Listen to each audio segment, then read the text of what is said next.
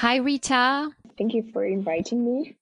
Thank you, Rita, for agreeing to participate to this interview. I'm glad you agreed to talk to Gosimon and tell us about climate activism in Russia and tell us more about what it means and what it takes to actually fight for climate in the Russian context. I really appreciate giving us some time. Rita, you grew up in the north of Russia and then you moved to St. Petersburg. I'm just curious to know how it was to grow there. What kind of childhood did you have? As far as I remember myself, I was really active and curious child, and I loved learning new things. I cannot say that my childhood was extraordinary. My parents, they gave me many advices. They always trusted me.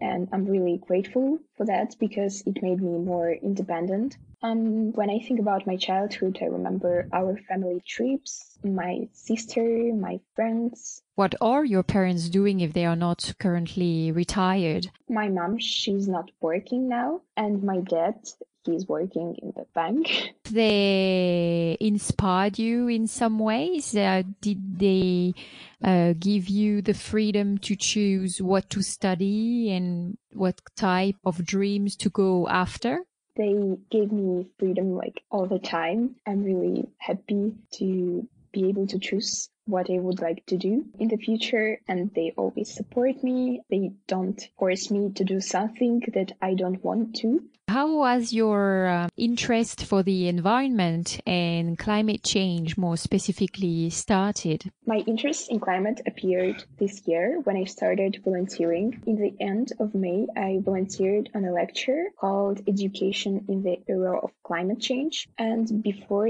this lecture, I have watched Rita Thunberg's speech in the European Parliament. And I have heard something about climate change, but I didn't have an idea what exactly does it mean. And that's cool that the fact that I learned about Greta Thunberg on my French classes, not like in the media. It describes well the situation in Russia because media don't put a lot of attention on the climate crisis and on this problem, on the environmental problems in general. After the lecture I attended in May, I have read a lot of information about climate on the internet, in scientific magazines, in social media, and I'm very sad that it's so complicated to find anything in Russian language. Yes, like I know English and it's my kind of privilege, but some people don't. And it gives me motivation to speak about the climate crisis with others here in Russia and to explain the problem to as many people as possible.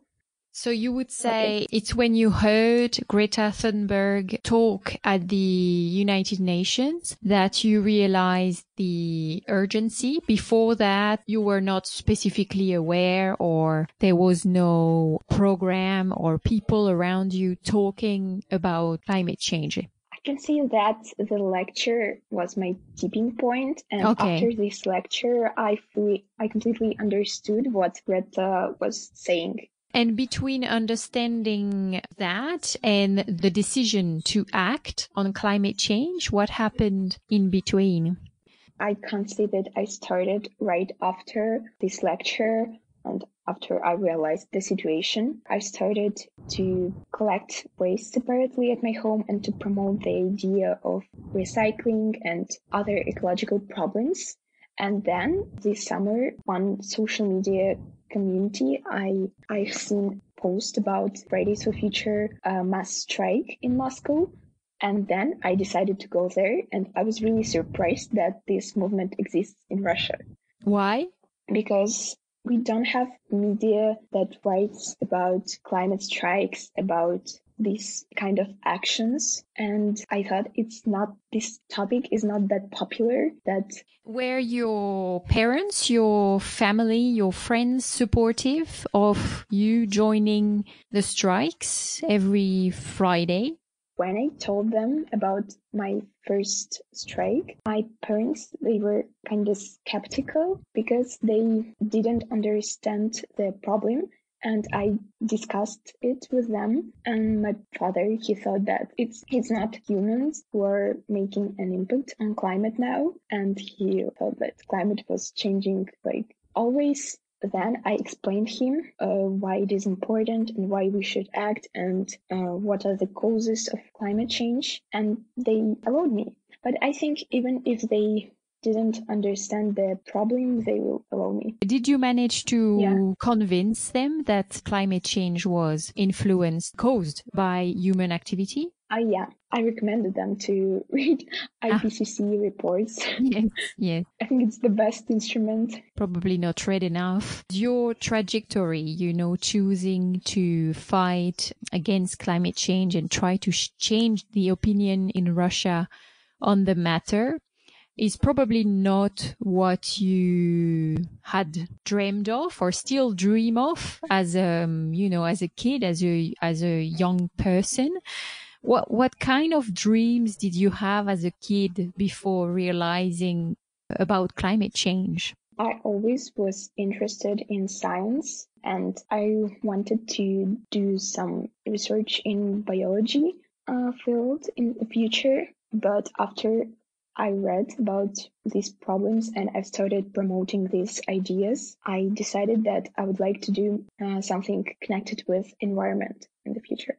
I really would like to study environmental policy in the university, but I don't think it's possible here in Russia because we don't have a lot of laws related to environment. I'd like to give a very quick overview of where Russia stands as far as climate change currently, and you tell me if I'm wrong, but it's very broad facts. So just before entering into more details about the Russian context on climate change.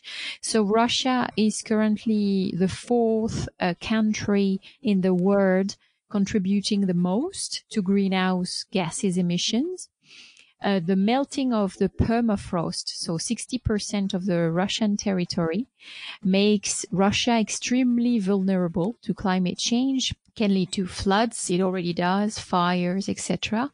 And it also threatens the gas and oil infrastructures because 80% of those are located on permafrost. Global warming is 2.5 quicker in Russia than elsewhere on the planet. Can you sum up basically how the climate change is considered politically in Russia? I cannot say that Russian government is taking any actions on climate change. I think everything they do makes the situation even worse. Mm-hmm. For instance, they want to build more waste incineration plants instead of recycling plants. And we all know that improper waste management contributes to the release of greenhouse gases. And the most difficult, I find the problem of media coverage, because we had a situation with the media when there were destructive floods in Irkutsk this summer. Group of scientists defined the climate change as the main cause of these floods, but this media has released an article about these floods, and the most interesting thing is that in the English version of the website they have written about the climate change, while in the Russian version there wasn't a word about it. How do you feel the Russian population perceive climate change? Not to make any generalization, but what's your perception? Do you feel there's been even, so you were mentioning the floods. I've noticed in the media also Siberian fires early in the year. Do you feel those events are starting to be wake-up calls for the population? Obviously not having the information. You were mentioning media, not even mentioning the word climate change in the articles. I think that climate crisis is becoming more and more popular in Russia because of its consequences that mostly the population feel. Mm-hmm.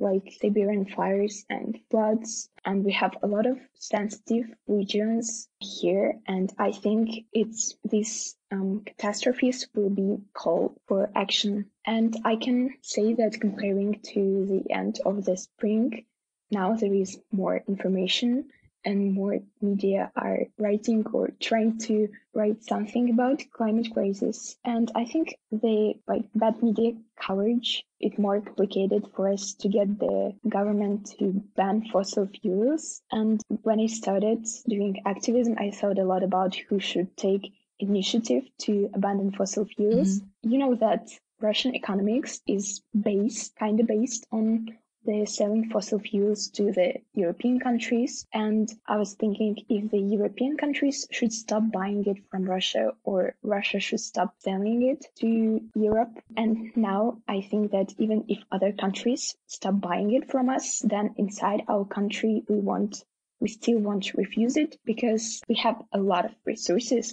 It's the biggest country in the world. We have forests, we have water, we have lakes, rivers, wind, and a lot of coal, oil, and it's scary. I've read a few times that Putin sees climate change as an economic opportunity with the opening of the Arctic commercial route. Is it something that worries you? Yes, I heard a lot about Northern Sea route and that it is benefit for us, but it's obviously that the consequences of the climate crisis will affect us more and we will have more problems. And comparing to these problems, Northern Sea route is not our benefit because we will earn a lot of money if we will have it, but we will have much more problems and we will spend more money on the consequences of the climate crisis, as I already mentioned, floods and all these nature disasters. Can you tell us what are the main challenges you face when you strike? To clarify, I'm not striking like every Friday because for me, the most pressing issue is my age. And I feel this problem every day because I do a lot of work connected to environmental activism. And the jury, all people have the freedom of speech and they can express their opinion as they want. But de facto, sometimes it's impossible. I'm 16 and I'd like to strike, but the Moscow administration in most cases doesn't agree on a protest because we have the system that to strike, you should fill the form about the place where are you going to do it, about the quantity of the number of people, and you should send it to the administration of the city and they can allow you or decline. And in most cases, they don't allow us to do this. So we can't organize mass strikes every Friday. For example, I was participating in 2 mass strikes this summer. And after then, the next mass strike was after COP, Conference of Parties. And in this period between the summer and the conference, they declined all our notifications about strikes. And they have like some stupid excuses, like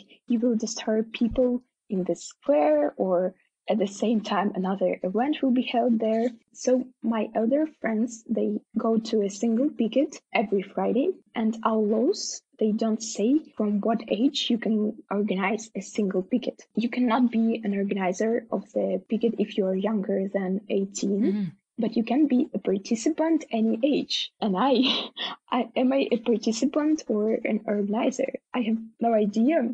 And then there were situations when young people were detained on the single pickets. So I've been doing it twice, and I was lucky that the police came right after I finished. But it was really scary because I always feel the unfriendly attitude. So for me, my age is a barrier to the promotion of my ideas. And you were mentioning it, so it can be scary. We know Putin is extremely repressive against democracy activists, against LGBT community, against climate activists, and still he seems to be incredibly popular. How do you explain it? I think people are waking up and they understand that something is wrong with the system here, and they just realize that our government do a lot of bad things that will have an impact in the future. And because of that, people are trying to change something. I can't say they're doing it successfully because really we have a lot of problems with our politics here and a lot of restrictions, and we have a lot of arrests of activists who are telling something that our government don't like.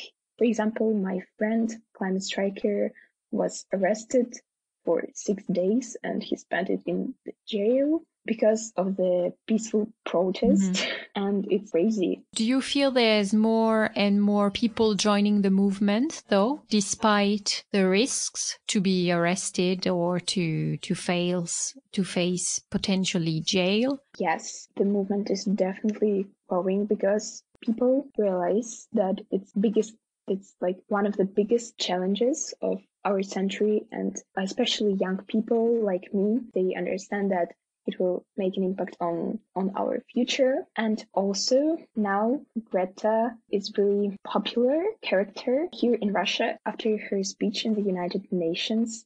Like, I think all medias have written something. It's not, they have written something about climate crisis, but they have written that, look, there's a girl, she's like 16 years old, and she's telling something, like, some bad things. She tells the economics is necessary and stuff like this. So and after this, she became really popular. And in September, a lot of people joined Fridays for Future here who really understood that something wrong is happening. What do you think is the most pressing change in Russia, in particular, as far as climate change goes? What do you think the politics should do as a first measure that would show that they feel climate change is real and climate change should be tackled? I would declare climate emergency, and I'll also start reducing CO2 emissions, greenhouse gases emissions in the atmosphere, and I would invest in renewable energy and develop the waste management logistics, because it's really things that are important every day. And like our government don't put a lot of attention on it. Some scientists say that we will very likely be unable to limit the planet temperature at plus 1.5 degrees, and that will very likely be at more a plus 2 or plus 3 degrees by 2100. What do you think about that? I think we should do now everything that we can do we can't stop climate crisis because it's already happening, but we can make the risks lower and the consequences of the climate crisis easier for people, because we should start teaching everyone how to adapt to the climate crisis, what we can do in our daily life to reduce our carbon footprint. And of course, the consequences will be destructive and have big impact on us. But it's never too late to start to do anything. Is there initiatives in the rest of the world or locally that have inspired you lately? I cannot say that I'm inspired by people. Most likely, I'm inspired by actions. And when I see some successful actions that help to prevent something bad, I was curious to know, and you've mentioned your youth as a potential handicap to defend your ideas, but I'm wondering if you felt at some point that being a girl has been an handicap as well. I can't say that sexism was the main problem for me, because ageism is what I face more. But it's obvious that research says that the climate crisis will affect women and their health more than men's, and I find it important, and I think we all should promote this idea because it deserves the attention. I don't think that sexism is recognized here in Russia because people think that they have more important problems, even women, and these problems are different. For example, some people think that economical crisis is more important than any kind of discrimination. And some people think that the question what they are going to eat for the lunch is more important than anything else. On the political scene, women are still not in decision-making positions. How do you feel women can gain more influence?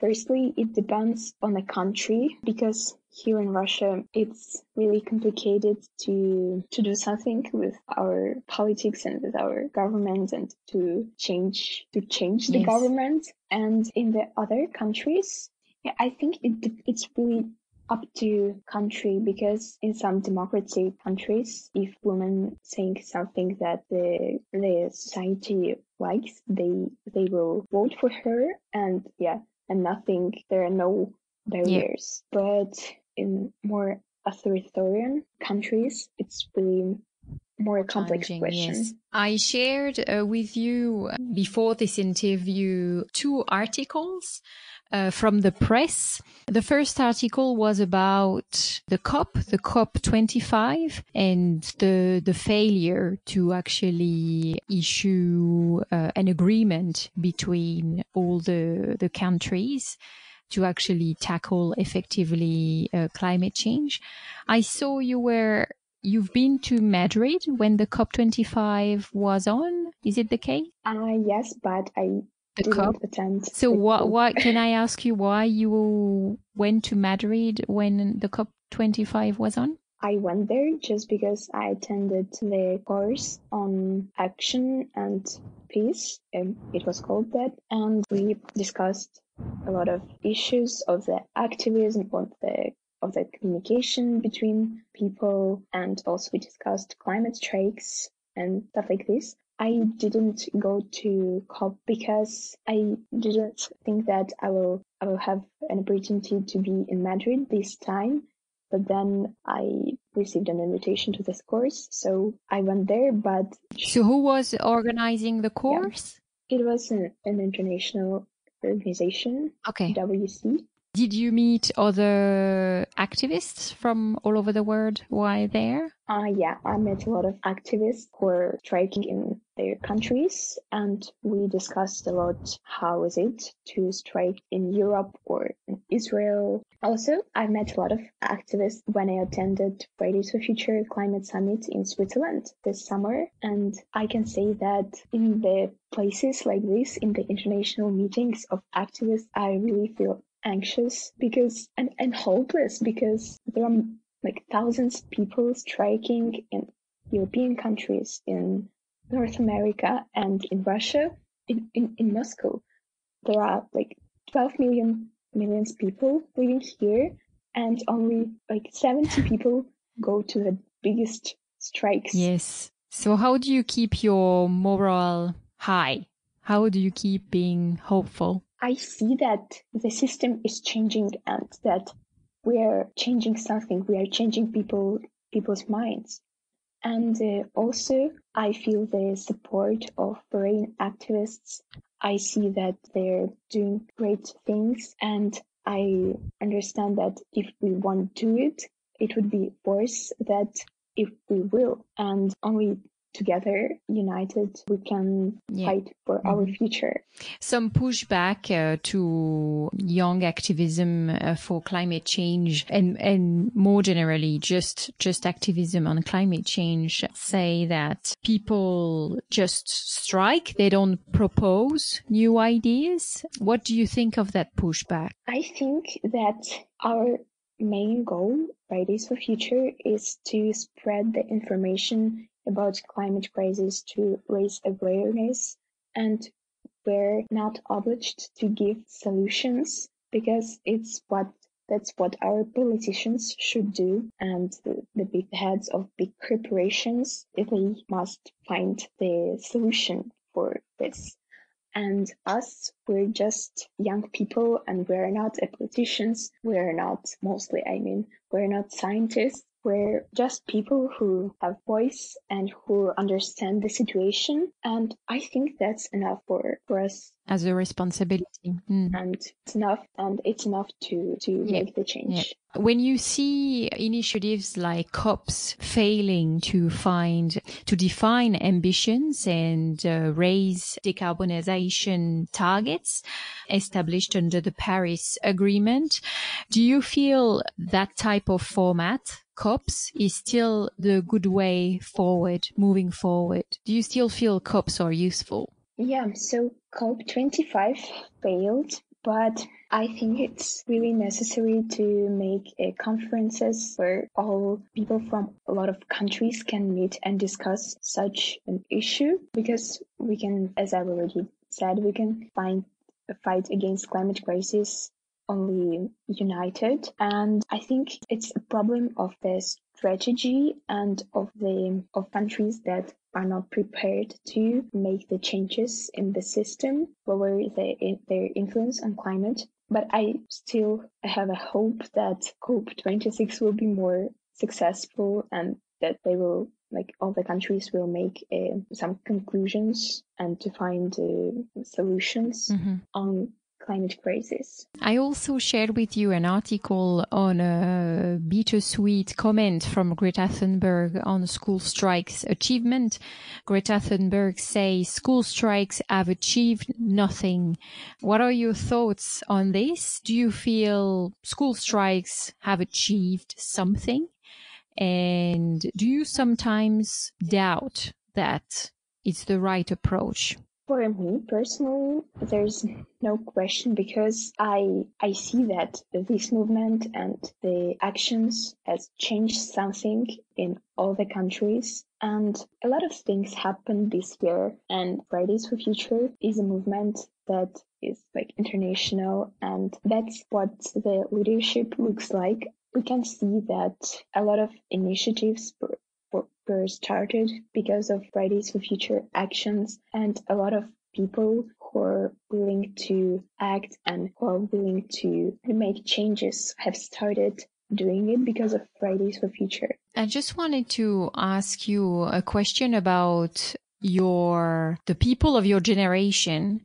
Do you observe that there's a general agreement about climate change, or do you still see young people, absolutely not wanting to do anything to fight climate change, not being convinced that climate change exists? Is it something you would observe in Russia, some young people who don't feel concerned? Yeah, I can say so. I think it's because this topic is not that popular in Russia still, and a lot of people in my age, they don't understand this problem.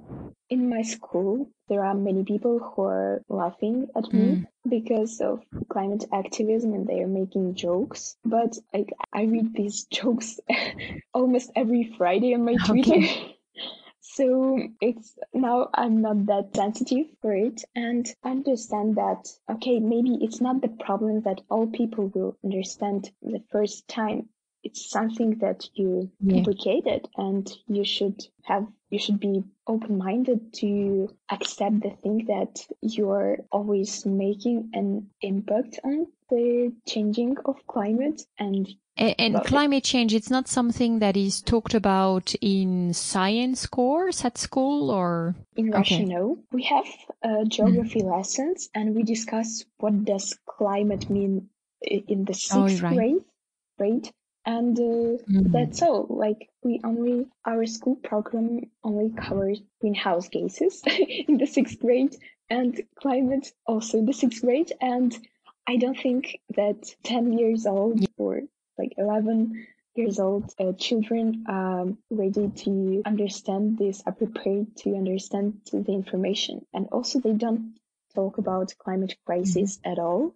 They're not telling us that climate is changing and that it has the causes, the consequences. I think that's also why it's not that popular. Yeah. Would you have a book, a film you would like to recommend to our listeners? I have a book in English that I really liked. It's a book This Changes Everything by Naomi Klein. It's about capitalism and climate, and this book encouraged me to think more about how climate are related to the economical issues. And also I have a recommendation, but it's in Russian.